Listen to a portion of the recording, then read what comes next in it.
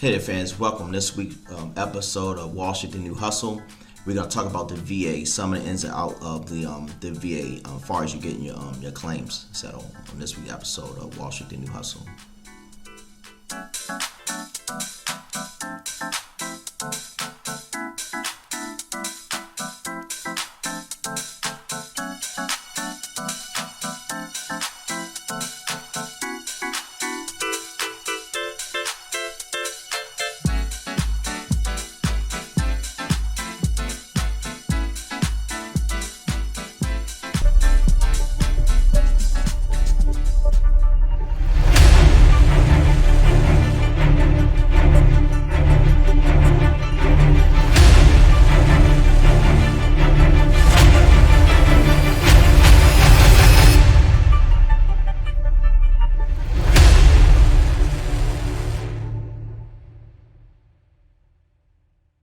Well, welcome back, fans. Like I said, it's going to be a real short video. We're going to try to do no more than maybe about 10 minutes or so because we don't want to bore you. But this week's episode is going to be about the VA. I'm a vet myself, a U.S. Marine Corps vet, and a disabled vet as well. So what I've been finding with the VA, we had a town hall call in last week.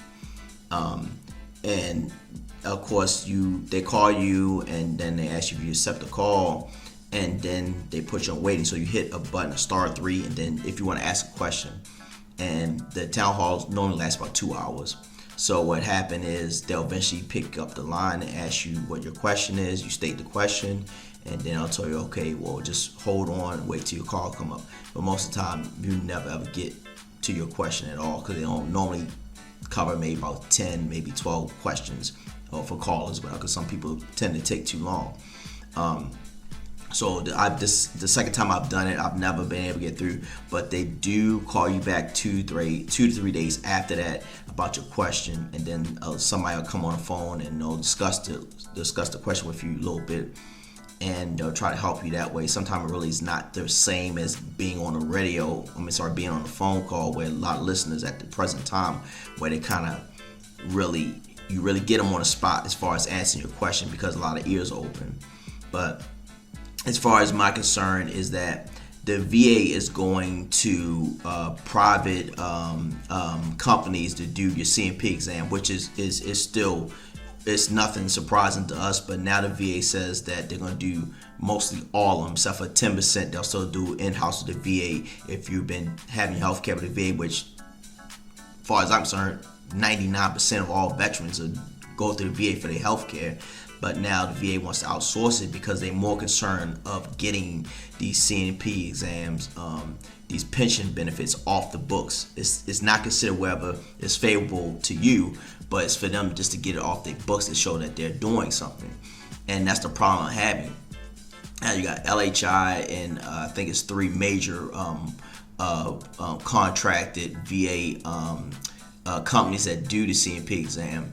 Now, like for me, I've been on C&P exams where the doctor, you go in and they did absolutely nothing, and then you think you did good, and when you get the results, they'll say that you did this, you did that, and none of it is true. Like for me, I had a C&P exam for my ankle, so I went to one. Now we're here in the Maryland area. So I went to one, and it was a female doctor, or she wasn't a doctor, she was a nurse practitioner. So I go in, and she doesn't do the range of motion test because you get paid, 10% is paid automatically. Now you get judged on the range of motion. So she went to lift my ankle, whatever, and I know I knew the process. I thought I did. So she didn't do a range of motion test, and she said, okay, it was fine. And I walked in, and she asked me how I was doing. I said, I guess I'm okay, whatever. So think about 2 months later, I get the results and said that my range of motion was fine. There was no deterioration in that. I was good. I was healthy. And I'm like, that's not what happened at all. So I went to a second C&P exam for the same thing, and this doctor basically didn't do the range of motion test again. So this is the second C&P examiner, 2 different companies at this time. So And I asked her 3 times, said, aren't you supposed to do the range of motion test? Oh, we'll get to it. Aren't you supposed to do it? Oh, I don't know if I have time to do it. Are you supposed to do it? It's not really necessary. So, of course, 2 months later, I get results from that. No change in the range of motion. So I complained to the VA. I said, that's not true. So they gave me a third C&P examiner with a third different company. So this doctor, nurse, male, I stayed from the time I left my vehicle to the time I went back to my vehicle. It was only 18 minutes. 18 minutes from the time I got the car to the time I got back to the car. So I went to the office. The doctor hadn't gotten there yet, so I signed in. So he was 5 minutes late showing for the C&P exam. I go into this room and he sits me down and we talk about what my issues was and all that. So I get up, he sits me on a table, doesn't do nothing as far as the range of motion at all for the ankle or anything like that. Nothing. I go back to the chair. We talked for a few moments and he said that was it. And I signed out and I went back to my vehicle. That was 18 minutes. So, of course, a couple more months go by, the VA, I'm sorry, before I got the decision back, I went to the regional office in Baltimore and I told him that he didn't do it. So luckily the regional office vet secretary, whatever he was, he turned the computer around and let me read his report. And he said there was no significant change in the range of motion or anything. But the key thing it was, ladies and gentlemen, I videotaped all my C&P exams. So that's why from the first C&P exam, I got a second one. And from the second one, I got a third one. Now, the second C&P examiner was honest. She was honest. She told the VA that she never performed a range of motion test. At least she was the honest one out of the 3. Now, mind you, the third one, I already knew he didn't perform, so I went to the VA before I got the decision. And because the VA doesn't take video, but they will take still photos. So what I did was I showed a video of what happened to the VA rep that was at downtown Baltimore. And he looked at it, so yeah, he really didn't do it. I said, yeah, so what do you do now? Oh, we'll have to figure something out. I was like, forget that. So I went and took still photos of the video and uploaded to your e-benefits or to, when you file a claim to, so I did that va.gov. So I uploaded that into my evidence. And I'm thinking, okay, everything be great. They can prove that he never did a range of motion test at all. He just wrote down he did, but he was falsifying. He's a doctor, he has a license.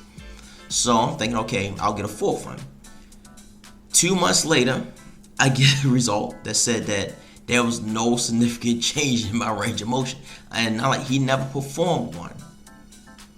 So what I'm saying is, you guys, in certain states, it's a 2-party consent. Like here in the state of Maryland, you cannot video record anybody without their consent. But here's the but about it. In my C file, I took a sheet of paper and I wrote, I videotape all my VA interactions. All of them. And I wrote it on a piece of paper on a marker really large, and I uploaded it to my records up to the e-benefits, the record portal. Then a few months later, I wrote another one. So it's 3 copies saying I videotape all my interactions. Now, per VA, when you have a C&P examiner or you go to any treatment, they are required by law to read your C file. They're required to do that. So now you're finding that a lot of them are not reading your C file. So they don't know anything about you at all. You're just a check. And that's my problem with the VAs outsourcing all the C&P examiners, because you understand that those contracts get paid based on their results.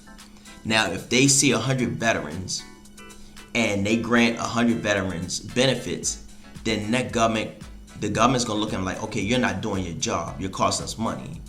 So the more negative outcomes that they report to the VA, the longer they keep that contract, the more lucrative that contract is to them.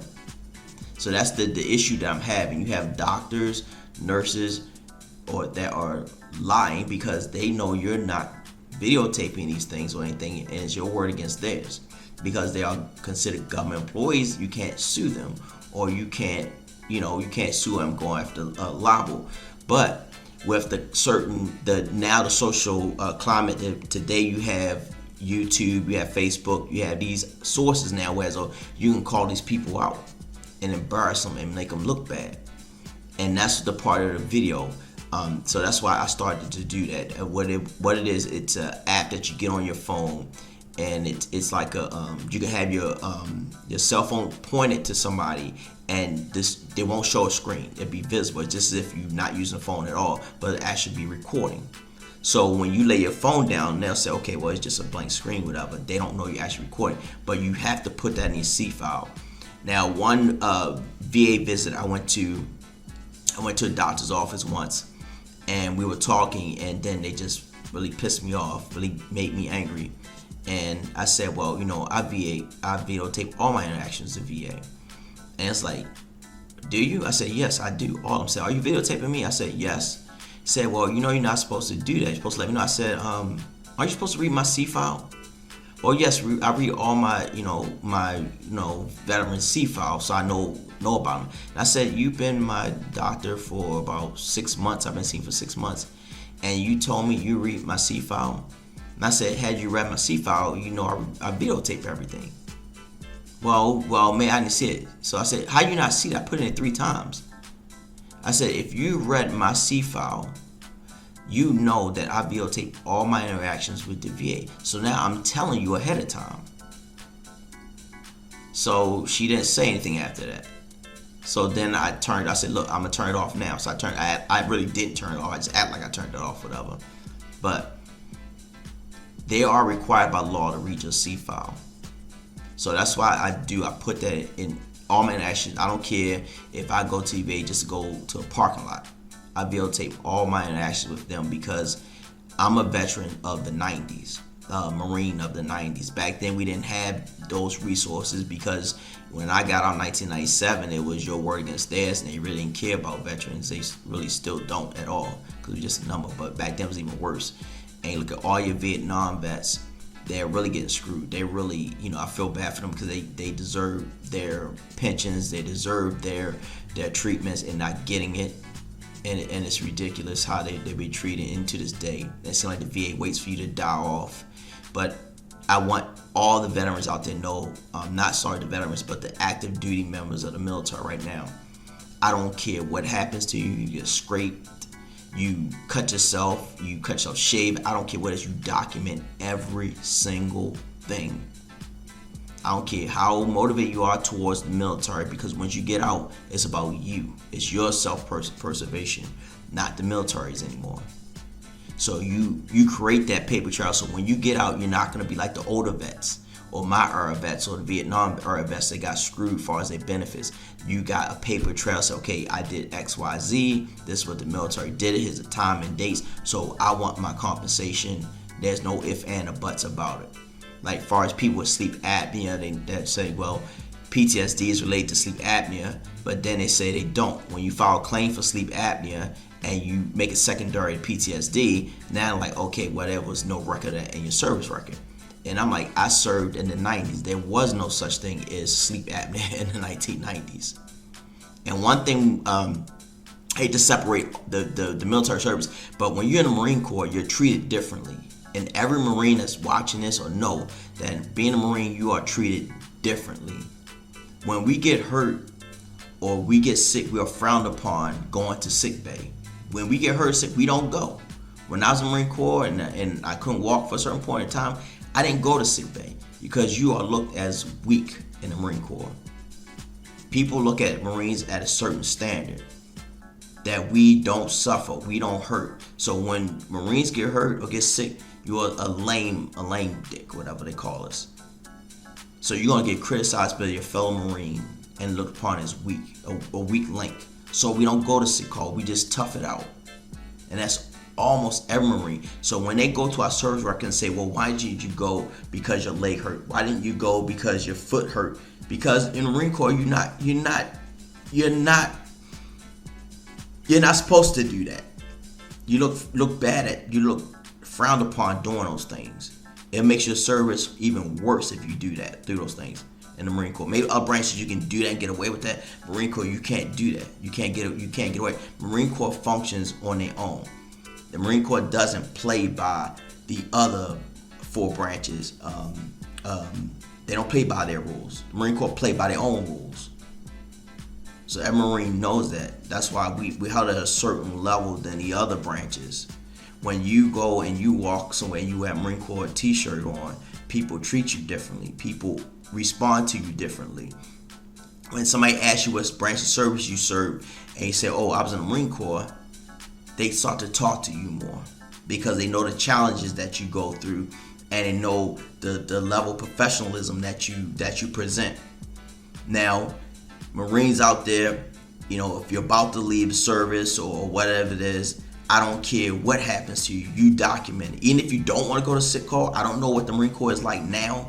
The Marine Corps is different than when I went in. It was different than the Vietnam era, the people that went in before me, and it'll be different after this generation serves their 4-year or 20 or 30-year career. It's always changing because of different rules. Certain things you can't do in the Marine Corps you did when I was in. But maybe it's different now. Maybe you can go to sick call every 5 minutes or whatever, or create the paper trail you couldn't when I served, and definitely when the Vietnam era Marines served. But document everything. If you can't go to sick call because you're in the field, just document it. You can save it to something. If you want to mail it to yourself and it creates a timestamp on it, do it that way. Do what we couldn't do. We didn't have computers. We didn't have computers like you guys have now. We had them, but they had spreadsheets, and we didn't have them where you can go to your room and do certain things. We didn't even really have cell phones then because we couldn't afford any of those things because they really weren't around then. You had cell phones, but people had to be super rich to have those cell phones. But you guys have the information we didn't have. So you gotta look out for your family. You gotta look out for yourself. Because when you get out of the service and you want to get benefits, then the VA will do all they can not to give them to you. They will do whatever they can to deny you. Now, there are a small group of military members that do get their benefits. They do get 100%, which if you're very lucky to get 100% at all. The VA math is kind of fuzzy. They try so much not to get you 100. You can have 10 different injuries and be rated 10 different percentages and still won't equal to 100%. The ones that do have 100%, you're lucky, and hopefully it's permanent and total where they can't decrease your rating. I know after 20 years of getting a certain percentage, you can't go down lower than that percentage after serving that for 20 years. But then when you permanent total, then that's what your percentage is. You can't go lower than that. A lot of people like to get a lot of injuries, not a lot of injuries, but get a lot of their disabilities rated. So, and if you get 100%, maybe it totals up to 120%. If you're not permanent total, it was 120%. So if you do have another C&P exam later on in life, and they say, okay, well, you were rated 50% for this, now we're going to rate you at 20%. Now you're still going to be at 100 versus going back down to 90% or 80%, whatever, because you're at 120, or if you keep totaling them up, 120, 130% total, if you lose 20, you'll still be 110%. So you'll still be getting that 100% pay, whatever. But, these are some of the things I've learned. I went from 20% 1997 up to 80% now. So still trying to chug ahead to get the other 20%. But like I said, you guys all deserve it. Men and women in the military, don't cheat yourself. You guys have the resource and information that we didn't have, and definitely the Vietnam era vets and other in between those vets that didn't have the information, and they're still suffering. And it's just egregious how the government really doesn't care. They're so worried about getting the numbers down and not worried about the quality. They're not really worried about serving the vet. They just worry about clearing the books off to make it look like they're doing their job, whatever. And that's the bad part about it. And when you're paying contractors millions of dollars to give back favorable decisions to the VA because they don't want to compensate their veterans anyway. And the sad part about they'll use us when it comes every 4 years and the politician gets elected, and they'll trot out the veterans like, okay, we love you, we take care of you, we worship the ground you guys walk on, you guys are the heartbeat of America, and then when we need you, you disappear. You only care about us because it suits your needs and your purposes. So, This is Wall Street, the New Hustle. So this is about the VAs, the vets on this episode. And I want you guys to be safe. Wear your mask, and hang in there. The fight is still working on benefits. Don't give up. Just hang in there. It's frustrating, but keep fighting. If you haven't been reporting some of these things, every state varies in their laws. But if you live in like a state like Maryland, some states like that requires a two-party consent, then I would I'll record all my VA interactions and C&P exams on a blank piece of paper, very large and legible, and upload it to eBenefits. Then upload another one and another one, so that C&P exam, they can't say, well, you didn't, it's against law because you didn't let me know. Okay, it's in my C file. You're required by law to read that. So if you didn't know that, that means you didn't read that. Had you read that, you would have known, because by you reading that, I gave you notice that I'm recording. I possibly could be recording you. So that's the notice I have to give you. So you guys be safe out there, and thank you for this week's episode of Wall Street, the New Hustle. Thank you.